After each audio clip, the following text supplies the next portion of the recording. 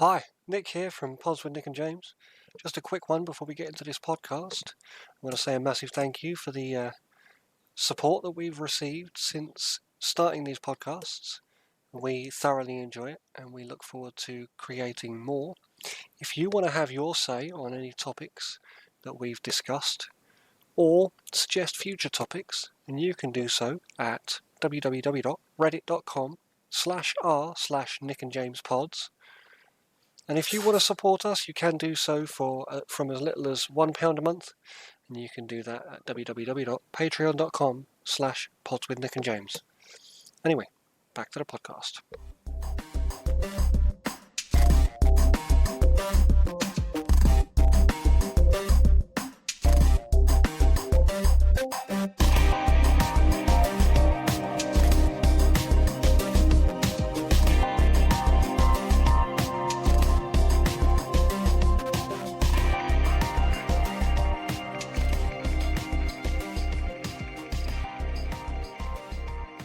Welcome to Pods with Nick and James.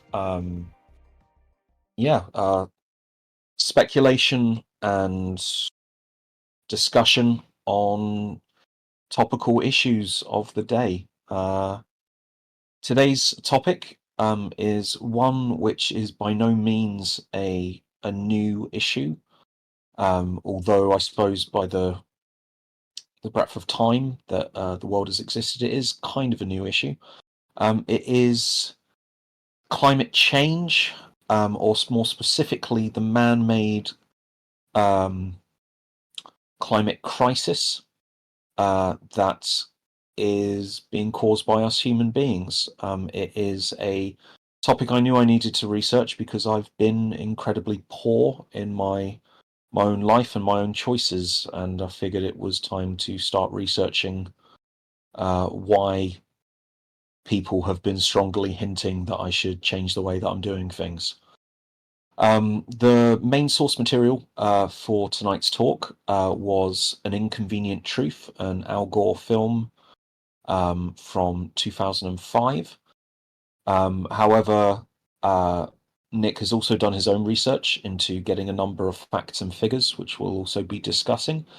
And I myself listened partway through the book False Alarm, How Climate Change Panic Costs Us Trillions, Hurts the Poor and Fails to Fix the Planet, by Bjorn Lomborg, and The Climate Book by Greta Thunberg. Reading both of them, I'll just admit straight away that The Climate Book, despite using the very fear tactics that False Alarm says that these things are promoted with, still just makes better arguments, but we'll get into that a little bit later. Nick, what was your own when it comes to climate change? How well informed were you before we started doing the research for this cast? Yeah, so as you could probably tell from discussions that we've previously had, I was a massive conspiracy nut when I was growing up. I've become a little more skeptical in my old age. However, I did learn a lot. I've always been quite fact-driven, so I've learned a lot of things from both the counter-argument and the argument for global warming. I say for, I mean of its existence, not that it's a good thing. So I suppose more than anything, it's material that I've picked up over the years. And then there's obviously, I watched An Inconvenient Truth, which I hadn't seen, but I had heard of Al Gore and his many pleas for assistance. And I think he raised some very valid points at the same time as he had some misinformation. I don't think it was by any means intentional, but there were some factors which I don't believe were necessarily true. However, I will point out that Al Gore has since released an inconvenient sequel, in which I do believe he addresses some of the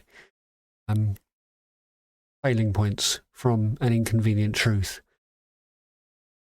No, well, that's good. Should we work past the failings of the film first, and then because it was full of so much good material. Now you know what, that's possibly unfair. Okay, fine. I didn't like how much the film made it about Al Gore. Like, I really loved the PowerPoint presentation stuff that he was doing, but when it broke it up every 15 minutes or so to talk about Al Gore's political career or personal history, I guess in some ways it was really trying to humanize him, but I didn't necessarily feel that was No, I felt it was quite necessary. conceited. Yeah. It detracted from his argument because he was almost saying, I'm the first person who's noticed these things, and I've been slandered for years about this, and yet it's plainly obvious that this is a thing. Like, people have been talking about the changes in temperature and the changes in climate. I mean, the first people, I believe, to notice it in rural areas were actually farmers, because they tend to the fields and they notice the changes, like the drastic changes in weather by their pocket, you know? So it wasn't necessarily him that saw it first and raised it first, but that's the way it came across in the film. That's it. And I will admit, I already, to be fair, it's hard to look bad when you're running against President Bush. But he managed it. Yeah, and he managed it. Yeah, this is the problem. He is a smart man. He is an educated man. But he's not necessarily a scientist, but neither does he have the showmanship that most of the US presidents have. No, so it's exactly. kind of really interesting that he's sort of this in-between character, part showman, part scientist. And although I've got a huge amount of respect for the guy and definitely feel South Park's interpretation of him is more unfair than I previously thought, it was interesting, he does know how to work a room to a point, even if it is through dry dry inflections and wit.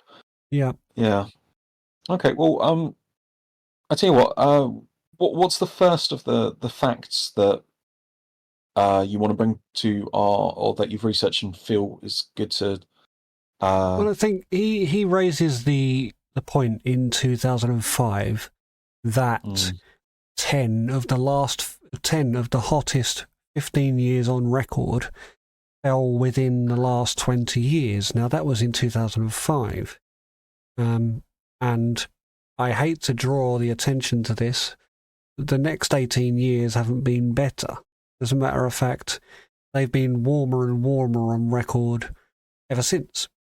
And it's interesting how you can actually identify why this is by simple science. And I mean simple science to the point where even the understanding of heat transfer and colour, and how colour affects heat transfer, it's so easy to see why it would be warming up quicker and quicker.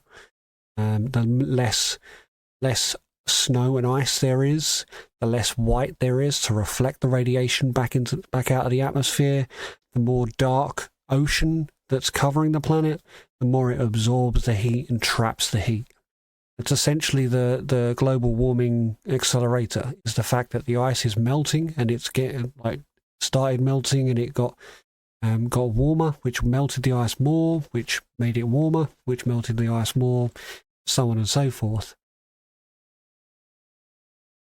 It's interesting as well that the one of the few statistics I do remember from the film is the fact that he points out that when sunlight hits ice or white ice, it reflects 90% of the energy back into space and absorbs 10%. Yet when it's the classic kind of switcheroo of when sunlight hits water, 10% is reflected and 90% is absorbed. That's exactly it. If you have a greenhouse or a conservatory or glass room, and you have one white chair and one black chair, on a hot day, you're going to choose the white chair to sit in.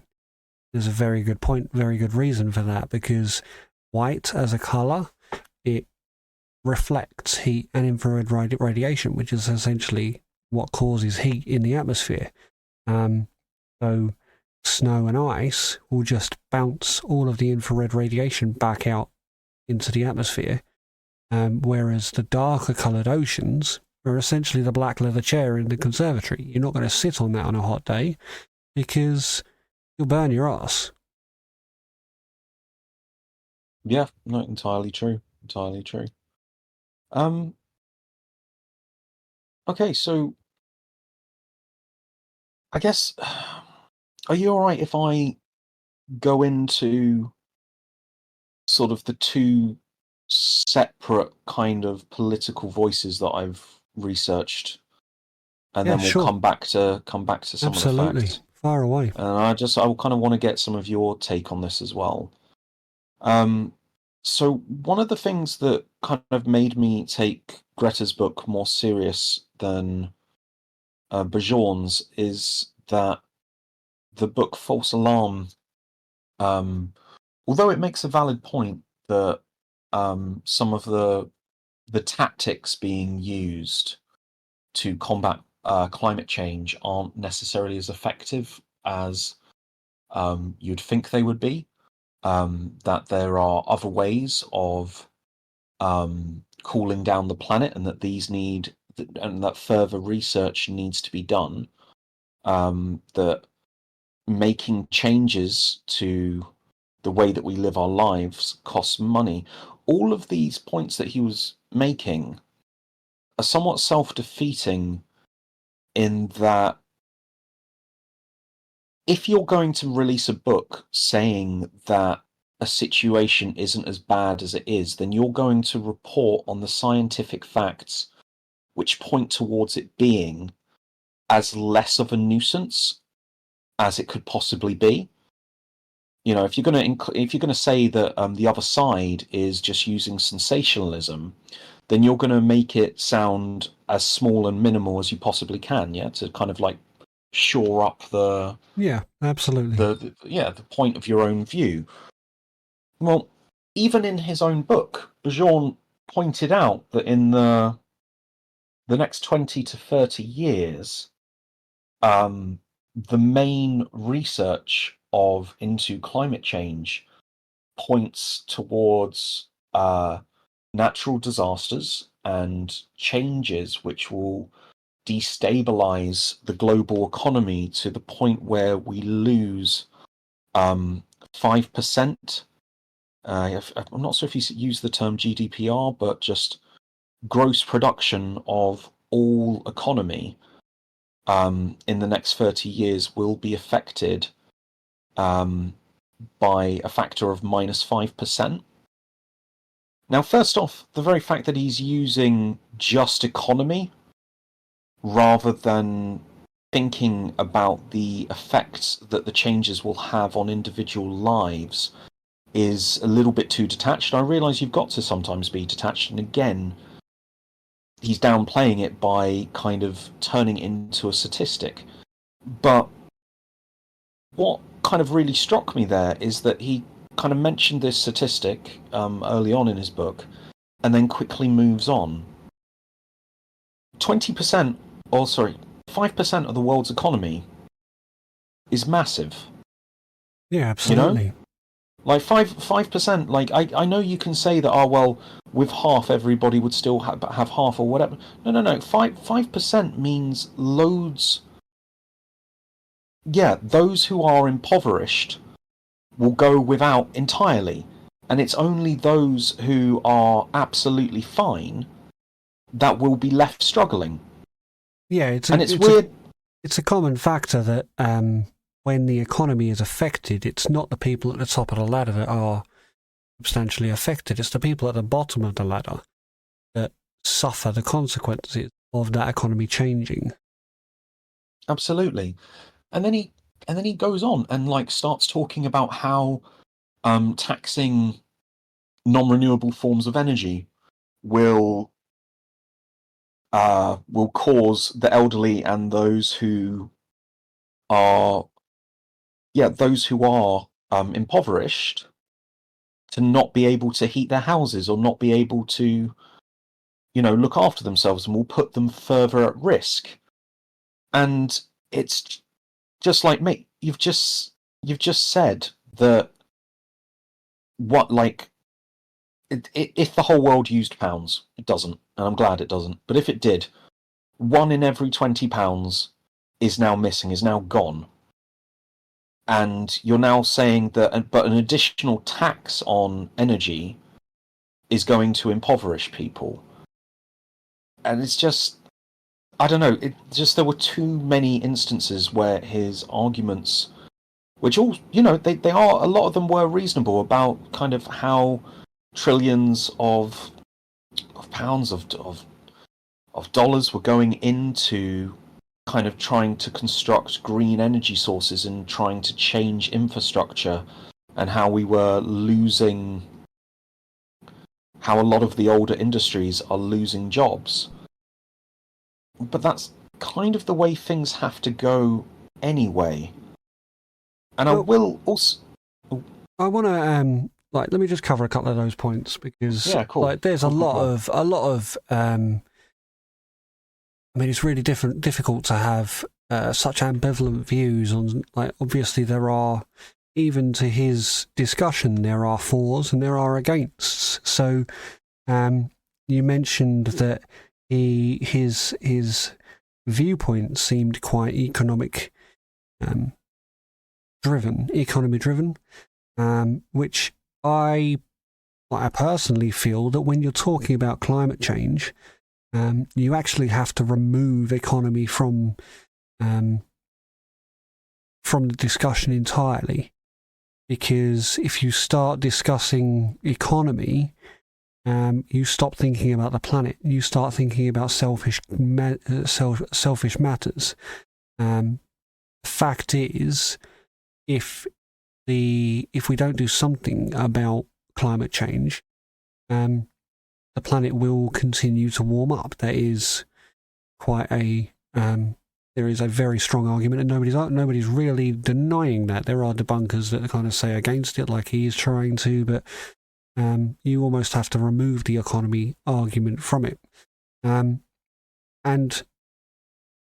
the issue that I've got, I think, and I kind of stand by his argument a little bit, because we are needlessly pouring money into green measures, but it's all done in arrogance. Like, yes, we're creating solar panels, but solar panels diminish, and all that happens after they've diminished is they go into landfill, and creating them is incredibly polluting. So they're not green energy at all. Wind turbines barely power anything, and yet they stand as an eyesore on the environment.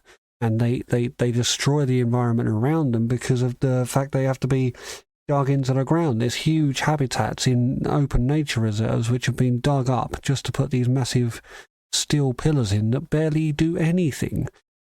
Tidal power, it's a green power, is it? Brilliant. Okay, well, it completely screws with the tidal patterns of the water. It affects the flow of the fish that are trying to keep the waterways. They're trying to access the waterways, and natural cycles like that. Obviously you understand the concept of if the honeybee and the common bumblebee were to die out, the implications that would have on humanity and the rest of the planet. It's the same to some degree with every animal on the planet. It has a place, it has a point. So you add a factor like tidal energy, and it's supposed to be really green, but it's affecting nature in a different way, and that's counterproductive. But the main problem that I've got with creating green energy is that we're not replacing anything. We're adding it on as an extra.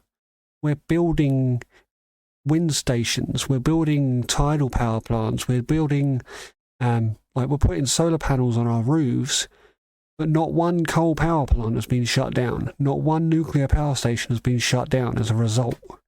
So we're still doing the same things we were doing before, but now we're showing like we're doing the green thing too, just to try and make that bit of a difference. I did wonder about that. I will admit, like there's, a huge wind farm just above of the town of Whitstable on that part of the coast. And yet,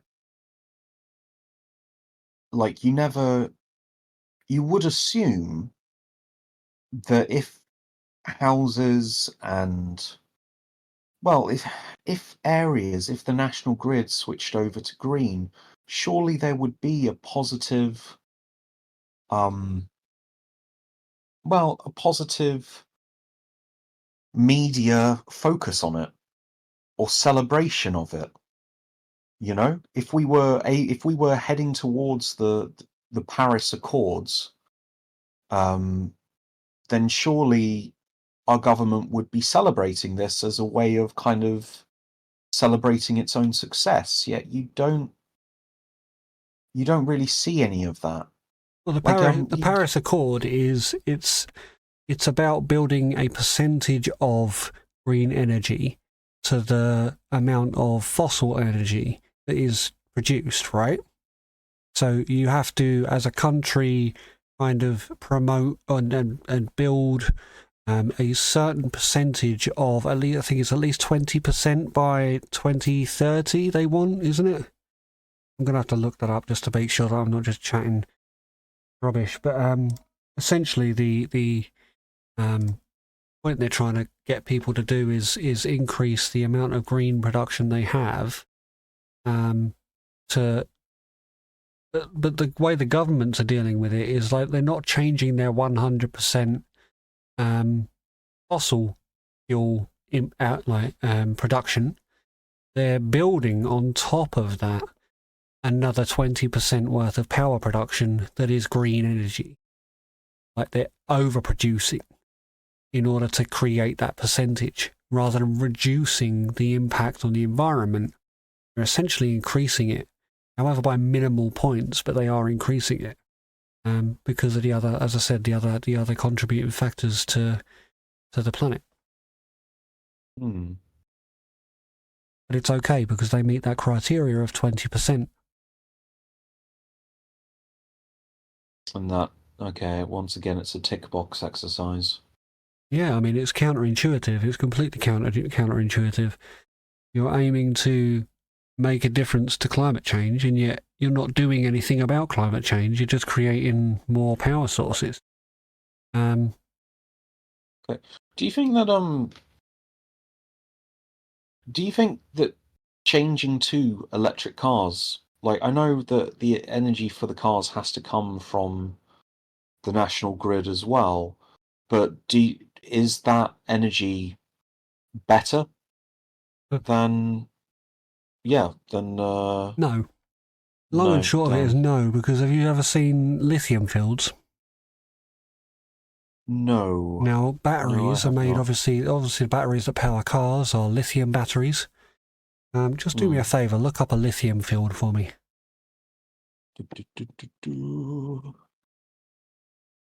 And listeners at home, do the same. Look up lithium fields. That has come up.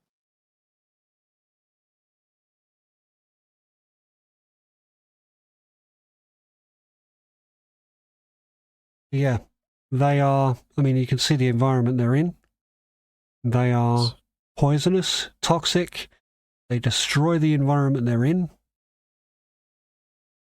And ultimately, the batteries go bad. When they go bad, they're just thrown in a landfill. They're extremely dangerous, as in, like, if you short them out, they will set fire and the cars go up in an instant. I don't know if you remember when Richard Hammond crashed that electric car in Top Gear. I know he had to go to hospital and stuff. And I Yeah, but remember the electric car literally went up within seconds. It was incredible. Literally £500,000 worth of car, but the main point, of course, is that it was the lithium battery that caused the fire.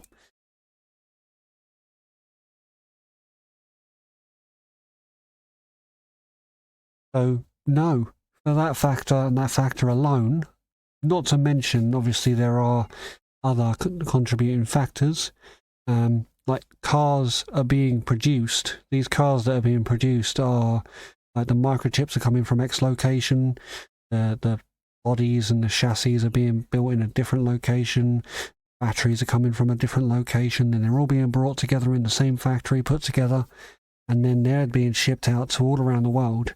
By the time you get to the point where you're in your car making that difference that you want to make, you've already plummeted the economy, plummeted the environment, plundered the environment, in order to gain that little tick for yourself.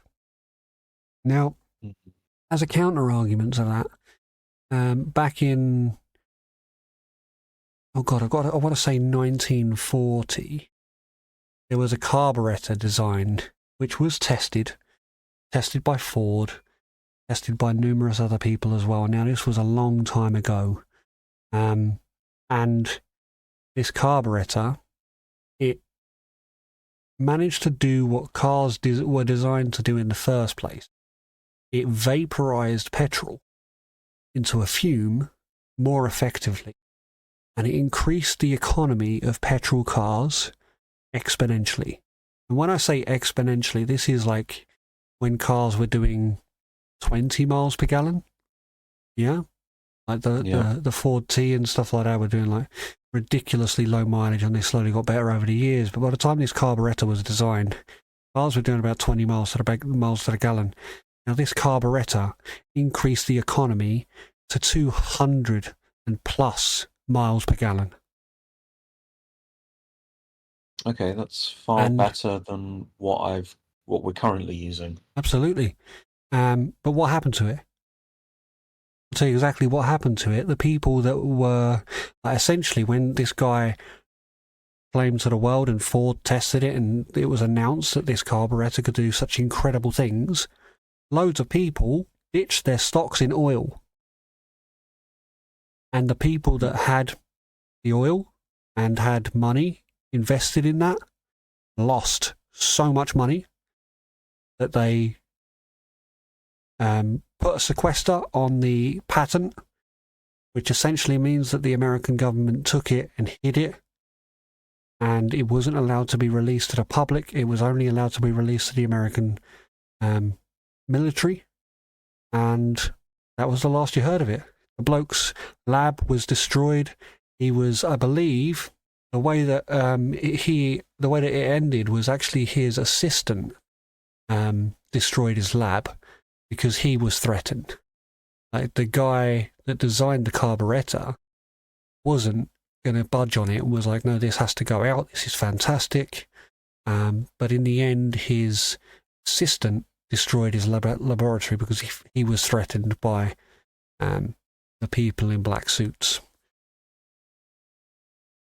And it's not the only occasion. That was the first time that somebody had designed a carburetor that could do that kind of incredible stuff with fossil fuels.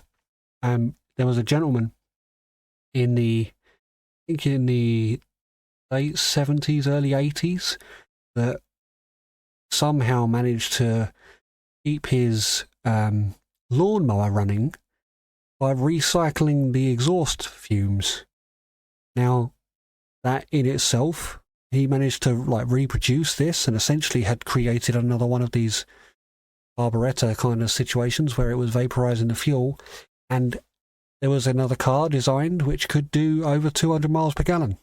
He was killed. He had a tragic accident, and his design died with him. Hmm. There was a Yeah, gentleman in the that is tragic. 80s. There was a gentleman in the 80s who said that he designed a car that ran on water. This car was it was massively secret. He really wanted to keep his secret to himself, and he was very tight-fisted about it. He had a meeting with some Belgian officials at a roadside diner, and he left the diner halfway through the meeting and died, choking outside the restaurant. And his last words were, "They poisoned me." And on his death, like on his autopsy note, they put an aneurysm as the cause of death. And yet his brother, who witnessed him dying, said there was no way that he died of an aneurysm. He was choking. It was foaming at his mouth. There was no way that he died of an aneurysm. And his invention was shelved and never seen again.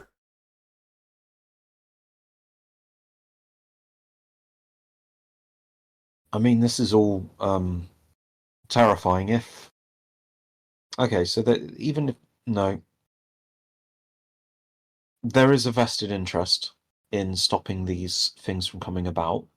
Absolutely. But what would you say to hybrid cars? Like, would you say that those help at all? Like with at least lowering the consumption of petrol or of fossil fuels? As I said, I think there's a vested interest, too much interest in, like a hybrid car is kind of the best of both worlds as far as like the economy goes. You're spending loads of money on batteries at the same time as you're guzzling fuel. The only difference is you don't have to charge. I believe you don't have to charge your battery in a hybrid car because the petrol engine recharges the battery, and then you can run electric. Right? Is that roughly how it works? No, it's the idea is that you use the petrol gives you the boost that you need because the battery and like power isn't quite as advanced as the purely electric cars, but it's whenever you brake, rather than you are using brake pads, but there are also It's a flywheel, essentially a flywheel. So when you brake, a heavy wheel continues to turn, which like almost like is it the KERS thing in Formula One, where it builds up like boost pressure from kinetic energy on braking in the foot, and then there's certain points where you can release that almost like a boost of NOS down the straights and stuff. Sounds about the same. I might be wrong, but I believe that's what you're talking about. That kind of theory. Well, the idea is like as you brake, you're charging up the battery. So yeah, like it's just kind of like using the momentum to charge the battery, and then switching to electric when you don't need either large amounts of speed or large amounts of acceleration. Yep. Yeah, but the thing that really frustrates me is the fact that there are even better methods, that people have invented. And it's not just those three that I've mentioned. There have been hundreds of inventions that have been sequestered by the American government and stopped by other governments. And we could, like, if you want to make such a drastic change to the environment, you would literally put two fingers up to the financial elements. This is why I said that you can't bring economy into the global warming argument, because the minute you do, you forsake your global warming argument, because then you have to keep the companies happy. Because it's like the economy isn't necessarily about the little people; it's about the big people, like the mega money, the big money. And I think, interestingly enough, as I said, I don't know if I said this on the podcast or just before the podcast, but Al Gore has created a sequel to his Inconvenient Truth called An Inconvenient Sequel. And in that, I believe he talks a lot about this kind of factor and how money and big money, big corporation money, oil money kind of thing, they have more of a say on how we approach the global warming crisis than we do. And if anything, the reason we're not able to combat the global warming crisis is because big companies are invested in the factors which are causing the global warming. Okay. I think that All kind right, of feeds okay, hand in hand. So that's interesting because that okay. So you're saying that the Beyond's point is valid in that the current methods that we're using are ineffectual. What? But you are right in that he has a self-defeating argument where he says, "Oh, the methods that we're using are incorrect and they're not effective." But he also mentions that we need to be taking into account the economy because it's going to affect everybody if we don't continue to use these methods. He does say that he believes that the cost of putting into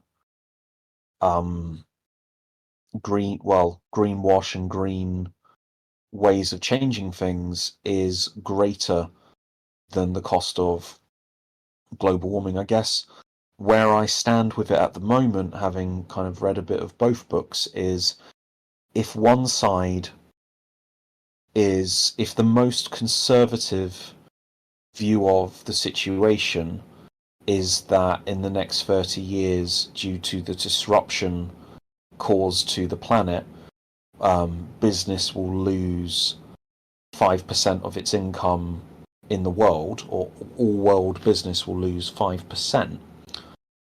If that's the most conservative figure, and a number of scientists on the other end are saying that if the carbon dioxide levels keep on going up, the whole planet is going to be screwed.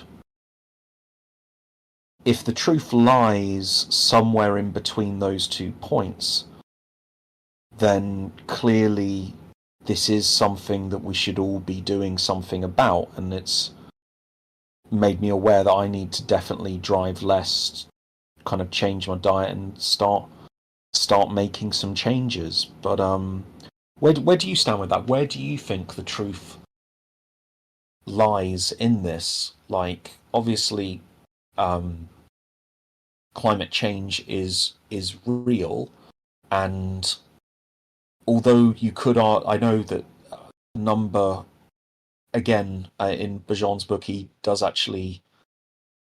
He says he does defunk a couple of people on the anti climate change bandwagon, who say that, oh well, the nature will buffer this out. And he kind of points out that he does say that, well, it will to a point, but there will be an effect.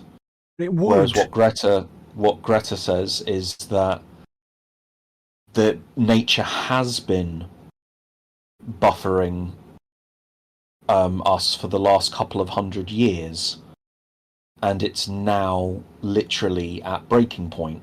I mean, absolutely, and I think you really have to listen to Greta in this instance, because, like the planet does have its own lung, we say, and that has been helping massively with the CO2 emissions.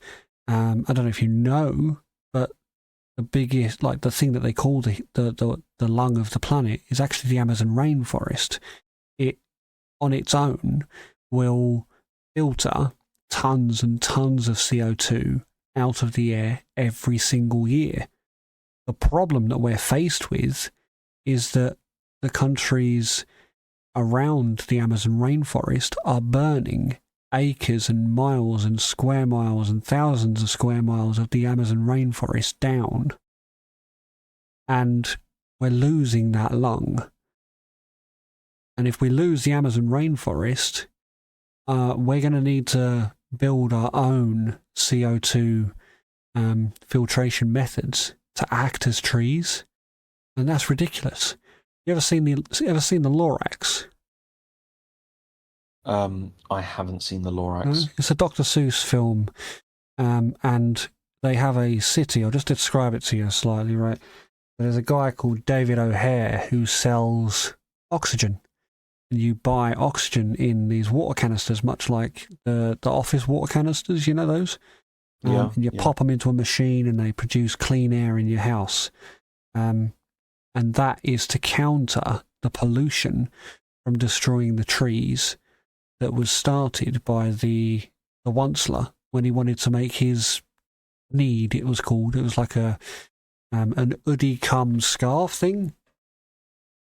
And well, I suppose the moral of the story is that corporate greed has led to the destruction of the things that are so vital to clean, natural production of oxygen, that the only way you're going to be able to live is by buying oxygen in a can, and then you feed. Okay, brilliant. That does wonders for the economy because it starts another industry where you can sell clean air in cans and stuff. Great. We've got another capitalist scheme to combat climate change. It's not a capitalist. It's not a combat for climate change at all. Matter of fact, in the film, I think it's really funny. They live in a massive industrial, not even industrial. It's like all fake plant, like painted. Like there's green areas, but they're painted green, and there's like electric trees with lights and stuff, like lamps and stuff.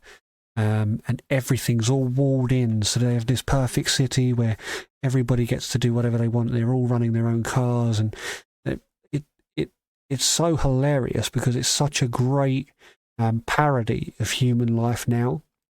As long as you're within your little society, it doesn't matter how the world changes, you'll carry on doing what you need to do. It doesn't matter. But that another argument to that is that we ourselves as individuals are powerless. And like me turning off the lights before I go to bed, like, believe it or not, I don't do that to save energy. I do that to save my pocket. I do that to reduce the amount of money I'm spending on electricity.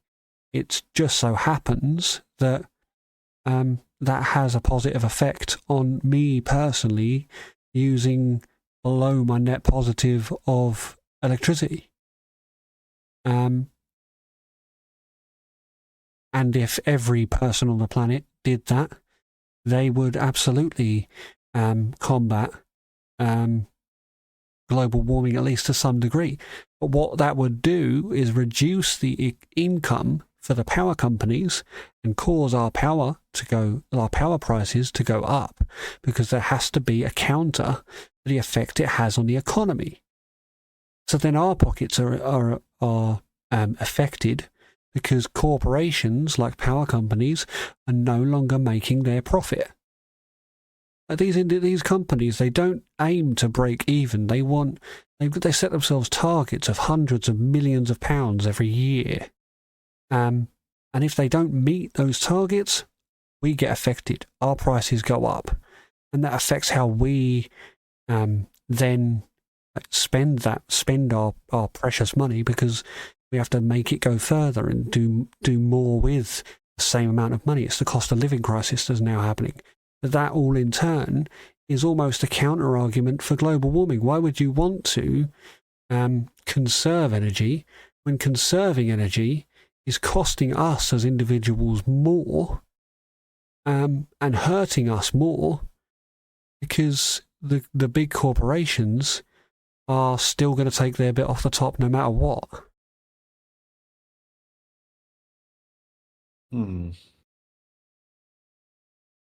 Okay.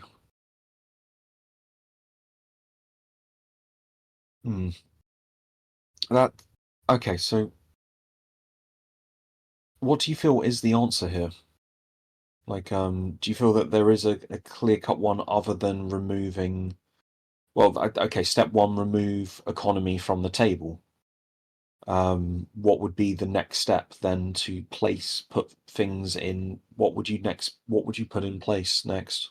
There needs to be legislation that says that active effort needs to be paid into the production of low energy creation. So I don't know if you've heard of it, but there's this what people assume is a pipe dream for a 0 point energy. Don't know if you know what 0 point energy is, but it's theorized that there is the ability to draw energy out of the atmosphere around you. I think I've mentioned it on a previous podcast. Tesla was trying to do this himself with his Tesla Tower. And the reason his funding, I might add, was pulled is because the guy that was funding him was one of the biggest copper wire creators in America. And the minute he got wind of what Tesla was trying to do and the fact that this would mean that nobody needed copper wires anymore because energy would be drawn down out of the atmosphere, he went, what are you doing? No, you're not having that. Stop. I'm going to stop giving you the money. You can stop doing your research. And they destroyed his laboratory. But he had some incredible inventions that would have paved the way for real clean energy, not this false clean energy that is produced today, where you have the idea, like all you're buying into is the idea of being good and green. Like real clean energy that is completely free.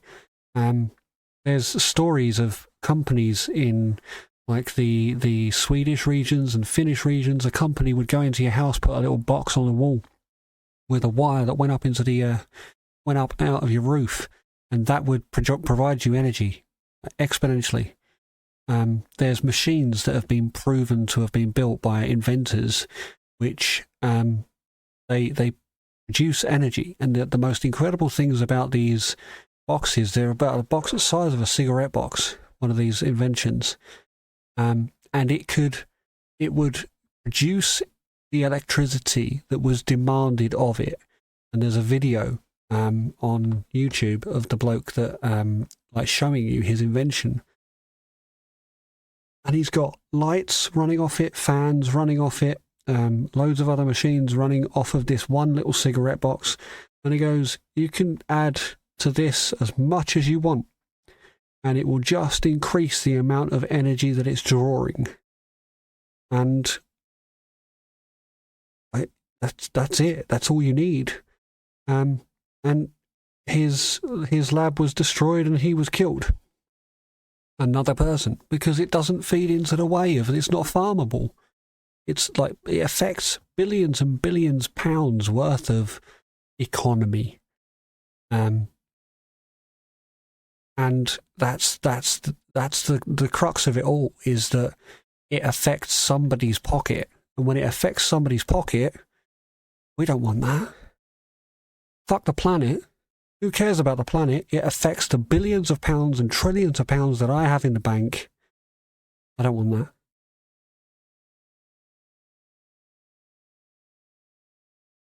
that. Now, as I said, there needs to be legislation into researching these kind of things. People have found ways to do this, and every time that it's happened, especially in America, one of the biggest things they do in America is every time somebody goes for a patent, it's either denied or it's sequestered. There's two patents that you can be provided with in the US. There is a standard public license patent, which is essentially exactly what it says on the box. It will be classed as allowed to be produced for the public use, all right? And then there's a sequestered patent, which is, yes, you're allowed to, yes, you can patent this, but nobody's having it. It's now property of the government, and you're never going to talk about it again.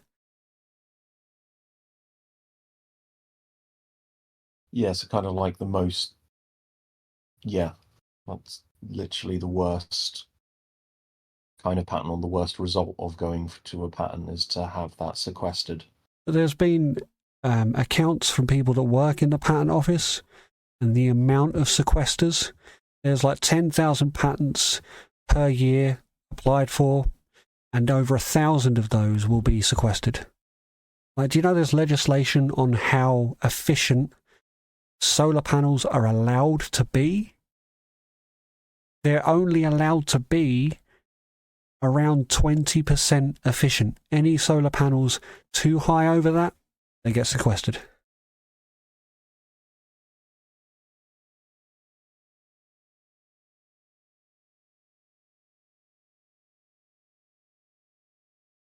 So when you're fighting an argument like that, global warming is no longer a matter for the fight of the planet. You're fighting against big money, and you're not going to win that fight on your own. Like, as I said, like individually, there is nothing that I can do that will affect global warming in a large enough way. Because there is always going to be a countermeasure, even if billions of people behave the way that I do. There's always going to be a countermeasure by the people whose pocket it affects that's going to cause people to go back on what they're doing. And as I said before, like, if you're not swapping your energy production over to green energy and you're just adding on green energy, then you're just doing the same thing. We're still producing the same amount of CO2.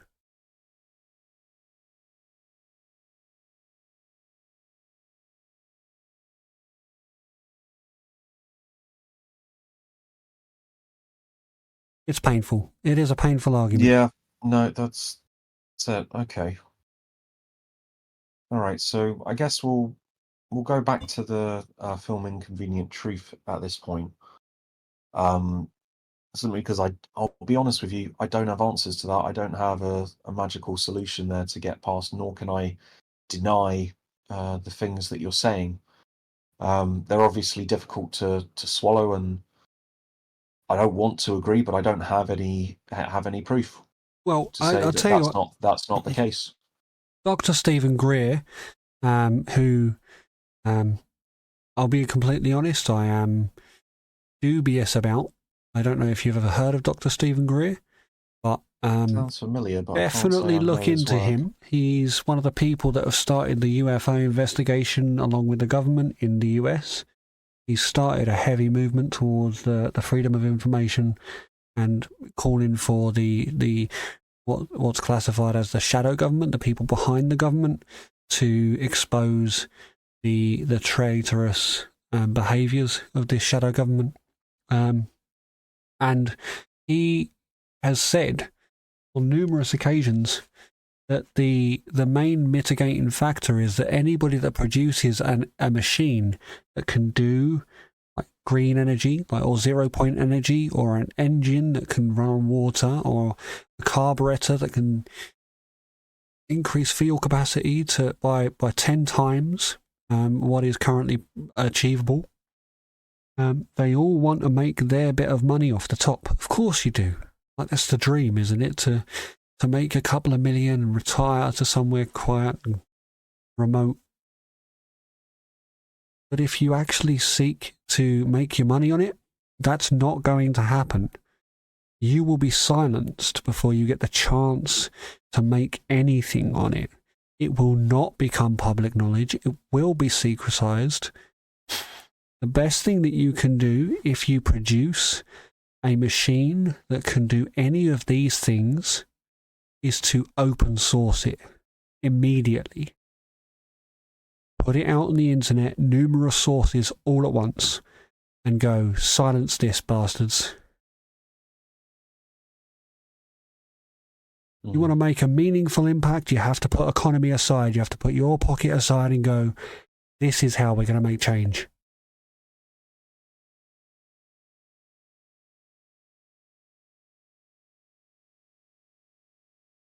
That's a fair point. Although, yeah, it's hard though, because once again, it's things can change, but it requires other people to make sacrifices. Absolutely. Rather than directly ourselves, as if we hold the solution, but what we're asking is for somebody to invent something for us which solves the problem, and then for the sake of solving the problem. for the sake of solving the problem and to gain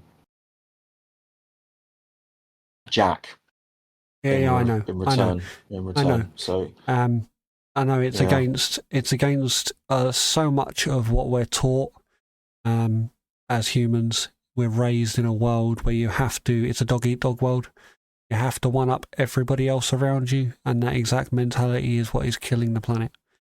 As sad as that is, but ultimately, what needs to happen and what we're asking is for people to almost go against that trend and go, you know what, sod my pocket. As much as I would love to make money, the reality is I will not. There's a good chance I'll end up dead. So let me just open source it. Let me just open it up to everybody. It's free energy. This is how you do it. Yeah. Yeah, no, do it. Okay. Well, we'll go back to an inconvenient truth. Like, when it comes to increasing CO2, to decreasing CO2 emissions, obviously, from what you said there, the way to combat that is to get a technology which provides unlimited energy, or that just provides energy in a way which doesn't produce CO2, not only through its active use, but in its very construction. So, like, I mean, even if it's just Tesla super cars. efficient. Yeah, even if it's just super efficient. Like, it doesn't have to necessarily. I mean, I want baby steps. Let's go baby steps here. Like that carburetor that turned a car into 10 times more efficient a vehicle is still a massive step towards where we want to be. You know,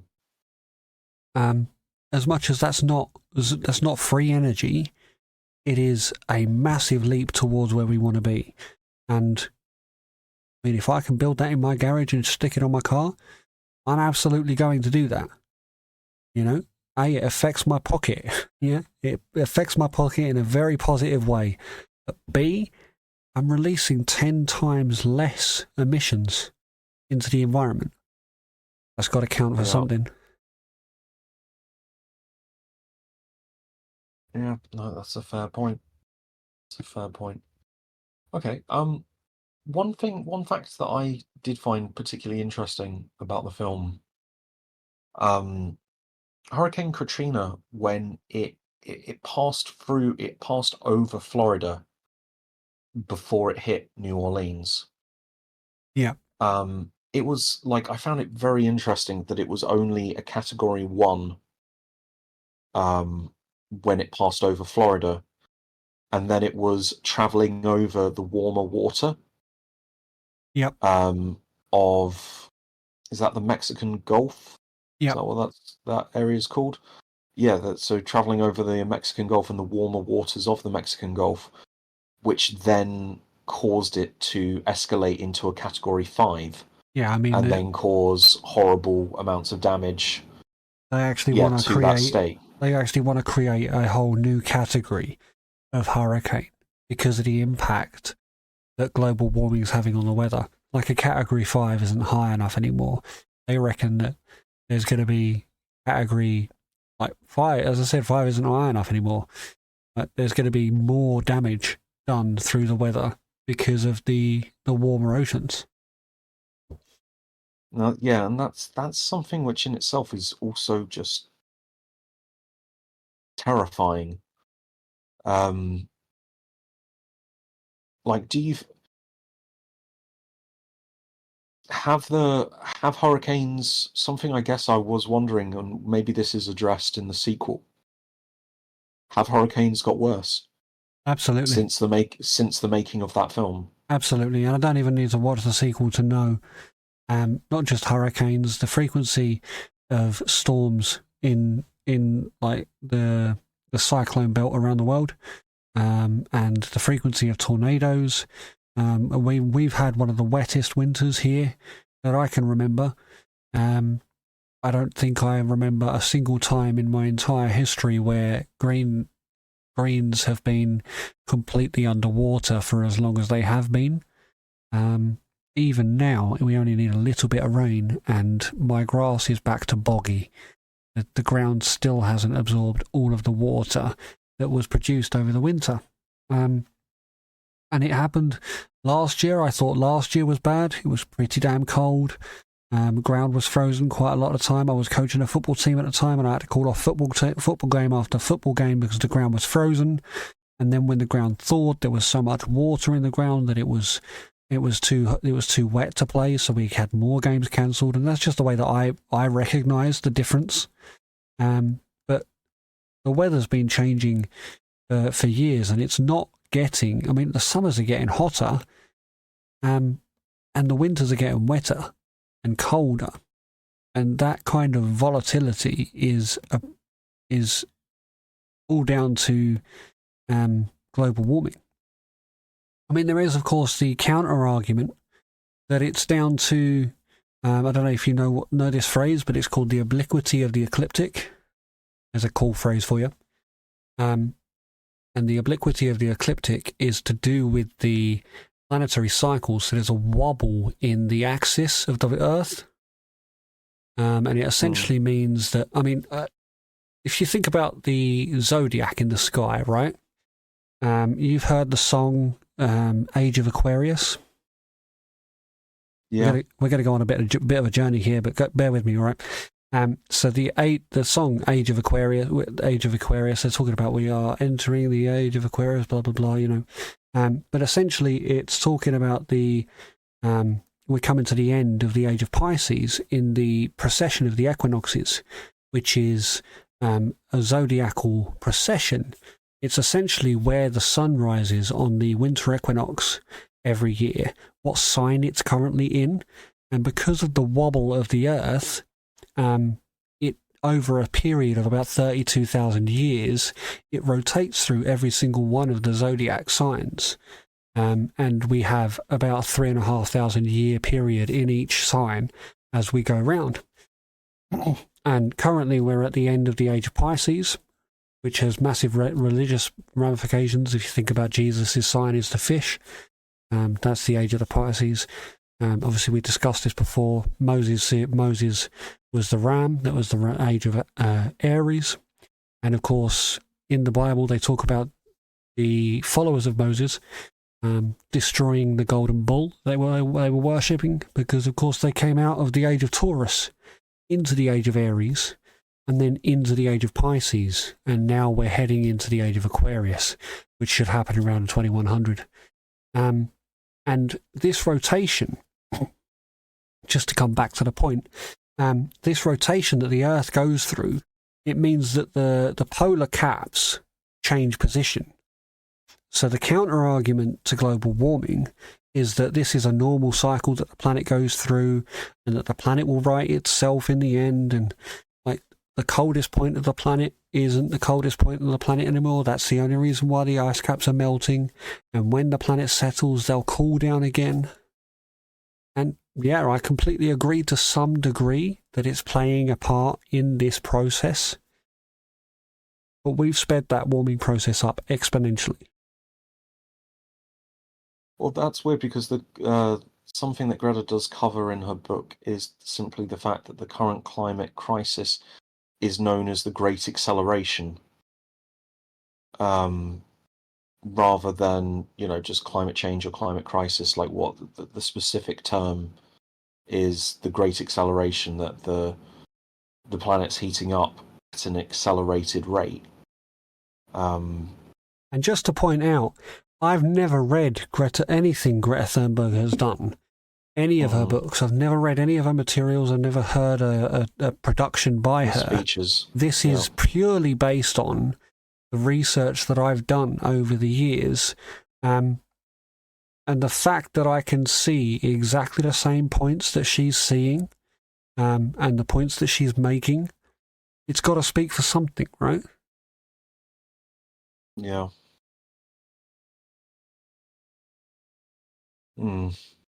Okay. All right, so you're saying that there were some sort of scientific inconsistencies in An Inconvenient Truth. What were some of those? I think generally, he obviously at the time he was saying that it was global warming. Global warming was the term that was used in the early 2000s, and that's one of the main points that people go to when it's debunked. When they hypothetically debunk it, it's because they changed the name to cater for the fact that it's now climate change. It's like things aren't just getting hotter, they're getting colder as well, and all these things are happening. It's not like it's just warming up,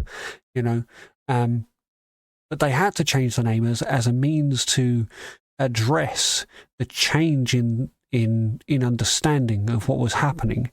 I don't believe it was an inconsistency. I think what happened over time is we've evolved on from that initial point. He was bang on the money when he identified, or he raised the point that the planet was warming up exponentially. And of course, if the planet's warming up exponentially, you're going to classify that as global warming at first glance. The more information, the more research you put into it, and the more data you have to go back on, like real raw fact that you have to go back on, the more you realize that it's changing. It's not just warming. So you have to rename the crisis that you're going through. And they've chosen climate change as a means to address all of the factors within it. Now, I didn't see many points that were debunkable about Al Gore's argument. As I said, a lot of the things that I found as arguments against his, or arguments for his discussion, or arguments for inconsistency in his discussion, have merely changed as we've gathered more data. And this is why I said earlier that I can't help but think that within the Inconvenient sequel, he addresses those points. Because as I said, it's not a matter of him going, I was wrong. It's him going, we've learned a lot over the last 20 years, and this is what we've learned. I was wrong to the point where it's different. It's not. It's a bigger problem, essentially. It's not just warming up. Things are changing all around the world.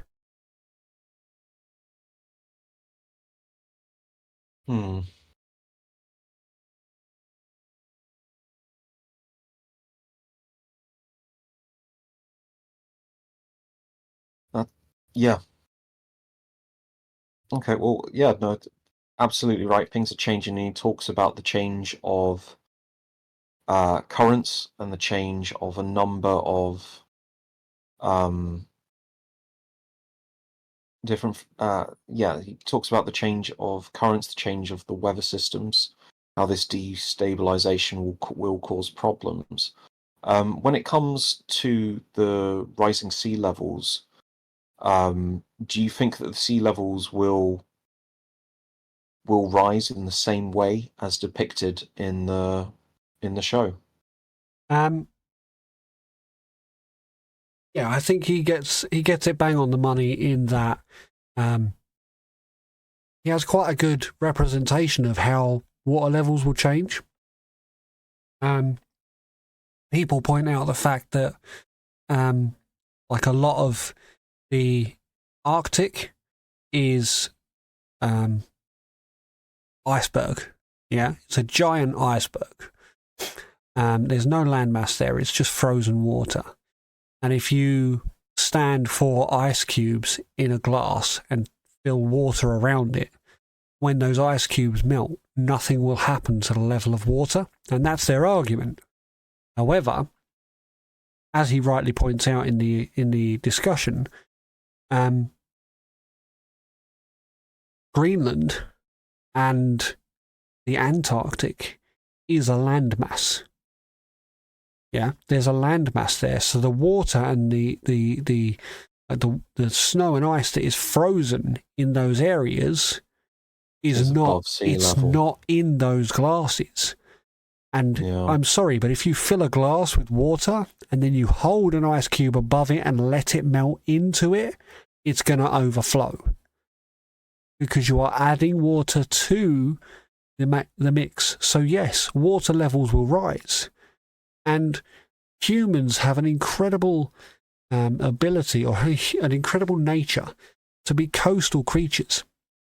I'm pretty sure it comes from the need to be coastal back in the Ice Age, because a lot of the inhabitable areas of the planet surface would have been coastal. So a lot of our original settlements would have been coastal. And also, as we evolved, we took to the water as a means to get around first. So we've always been quite coastal people. And a lot of the, you look at Australia, there is only one inland city in Australia, Alice Springs. All the rest of their cities are coastal. They are out on the outer edge of Australia. I know that's got a lot to do with the inhospitable nature of Australia, but it's also part and parcel of being a human and human nature wanting to be near that water. And when those water levels rise, billions of people are going to be affected, even if it only rises by 20 feet. And it's estimated that it's going to rise by about 40 or 50 feet. And if it rises by 50 feet, then literally billions of people are going to be relocated. The stuff that he showed was only for 20 feet. Those huge swath areas were just if sea level increases by 20 feet. Yeah, and he only addresses Greenland. As I said, he only addresses Greenland. He says if Greenland thaws and the water that is in Greenland falls out into the oceans, then the water level will rise by 20 feet. You've got the Antarctic as well, which is also the same things happening there. And it's as large a landmass, if not larger. And that's not to mention the biological impact of this ice that's been frozen for thousands and thousands of years is going to have with these new pathogens or old ancient pathogens that get re-released into the atmosphere. The immunity of the human is going to be massively tested. There's going to be, if you think about the end of days talked about within the Bible, and the 7 plagues or whatever it's called, like how you're going to be looking at poverty, you're going to be looking at war, you're going to be looking at infections and get the name of that one. What's the word? What's the word for like dirty and pestilence? Pestilence, that's the one. The pestilence is one of the 4 horsemen of the apocalypse, isn't it? Yeah. And like that's the coming of the end of days. And when you think about the implications of global warming, and I don't mean to, this is kind of where people get the idea that fear tactics are used. It's not fear tactics. It's just putting aside the emotional attachment of the fact. I'm not going to pretty this up. It's bad if we don't address global warming or climate change. We don't address it and do something radical about it. The implications on humans is going to be huge. And the only thing that will survive is going to be the planet. And that's kind of where people come along with this argument that the planet will right itself. Yeah, the planet will. Absolutely, the planet will. But there ain't no guarantees that the humans will still be alive.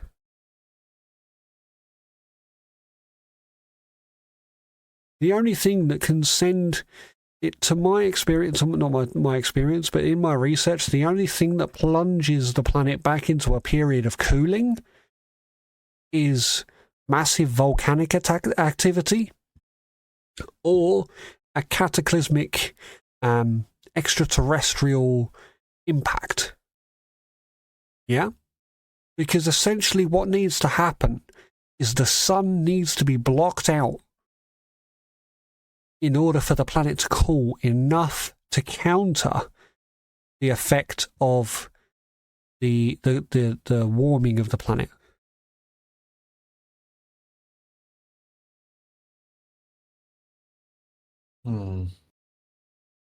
That is something else that, weirdly enough, was covered in Beyond's book about the idea of releasing chemicals in the atmosphere, simply different chemicals to right the problem.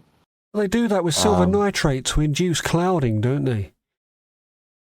Apparently, I have heard something about that recently. I know that's a massive conspiracy, but it like chemtrails are real. Silver nitrate is released in the atmosphere, and it is a method of causing condensation within the atmosphere, and cloud cover, and maybe that's another method that's being used to counter, secretly to counter global warming. But I'm not going to plunge into conspiracies. I'm just saying the facts here. You know, it is being used in the atmosphere at the moment, so they're not opposed to using chemicals in the atmosphere. My fear is that it's going to have massive detrimental effects on the ecosystem that is the planet.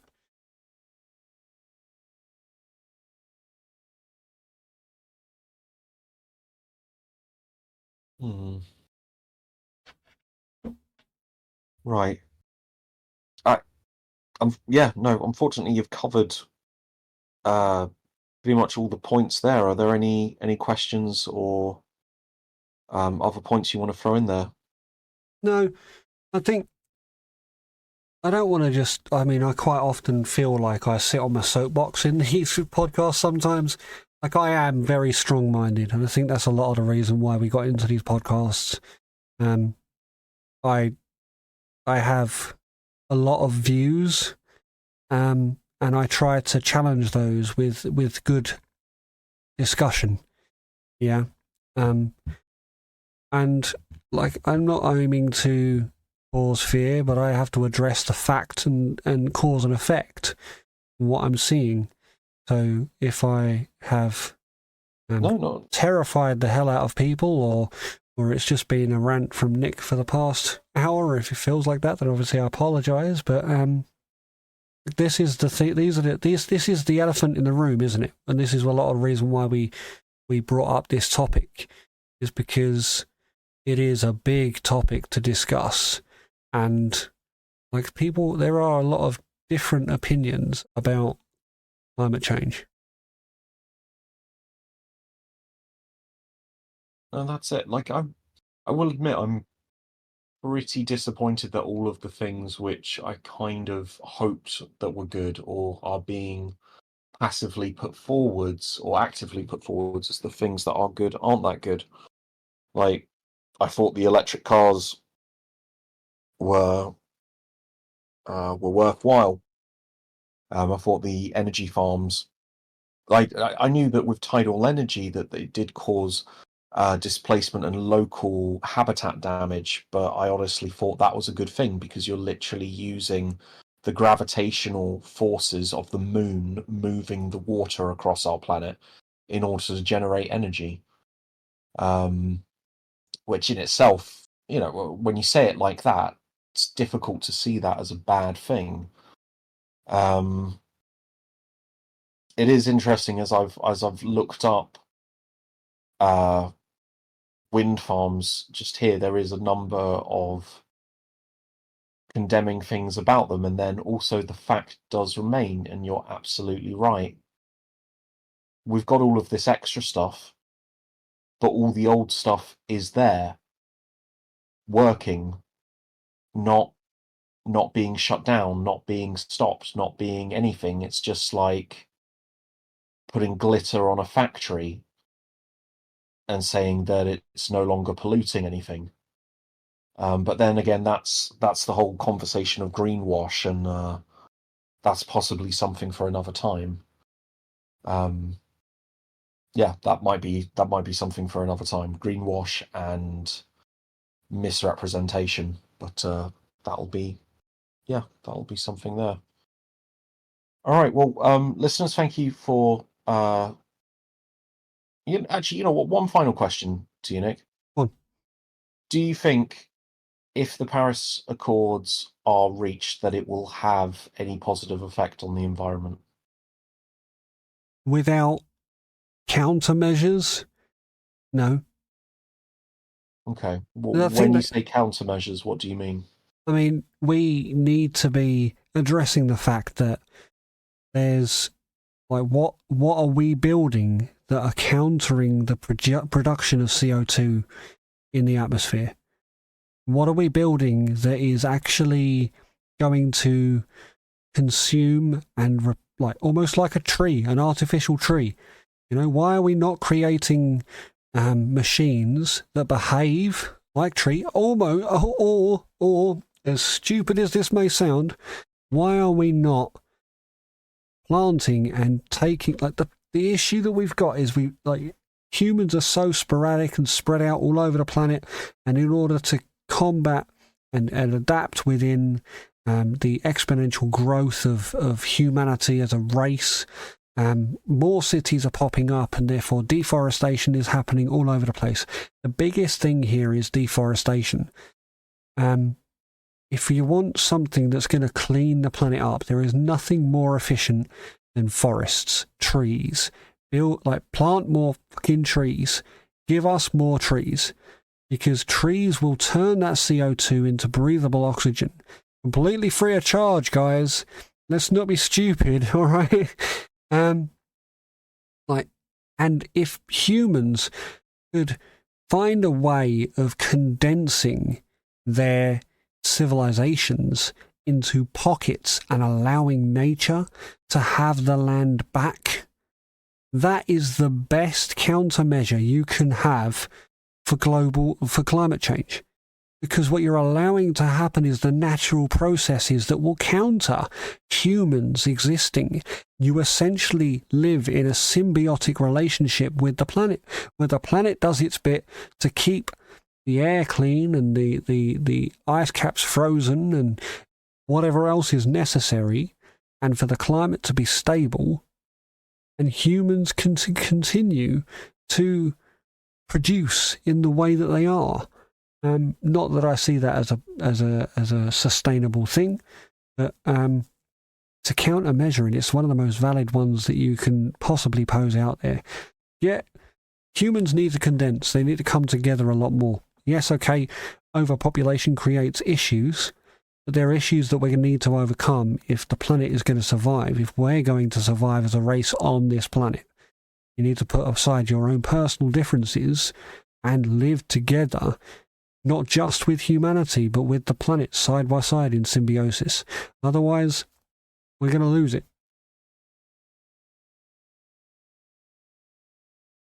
Yeah, that's fair enough. Okay, well, plant more trees, people. I've been James. I've been Nick. Good night, guys. Bye.